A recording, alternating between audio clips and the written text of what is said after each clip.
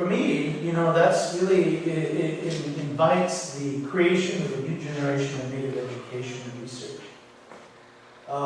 As I say up there, one that's predicated on guiding Native people towards this vision of health, revitalized, sustainable, and economically viable indigenous communities. But as I said, my focus is on Native people. The truth is that it's all people, that have to begin to think in these ways, in these terms. Taking a look at indigenous research, not as the Academy looks at it. I got my tenure, once I got my tenure, I left that behind, kind of thinking behind. But for us, indigenous research really is a story. As a process for coming to know, as knowledge creation to increase well-being, and as a process for empowering. And this is, again, getting back to the indigenous reasons for doing research, indigenous purposes for research. It's about these things.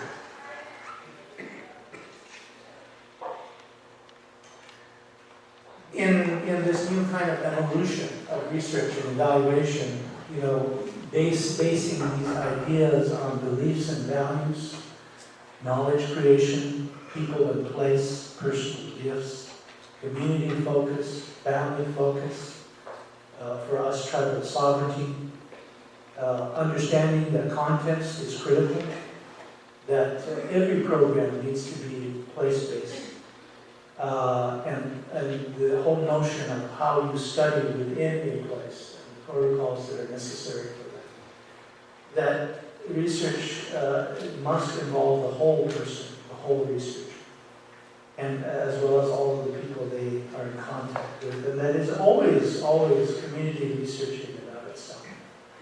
And that it always leads back to families and how that research affects the life being and the well-being of families. And it's about ownership and capacity building. Believe it or not, this is a distinctly different research paradigm. So we have indigenous research frameworks like framing research in the indigenous community itself, indigenous metaphors of research, creating knowledge which benefits the community, my goodness. Not the university or not, but benefits the community.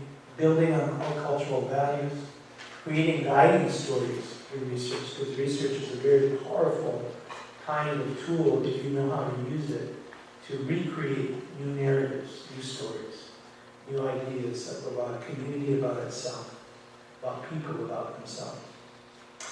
Building that indigenous scaffolding for research, community evaluation and reporting, engaging, educating, and capacity building. I dare say that that's not only indigenous research that should do this, it's all research that should do this.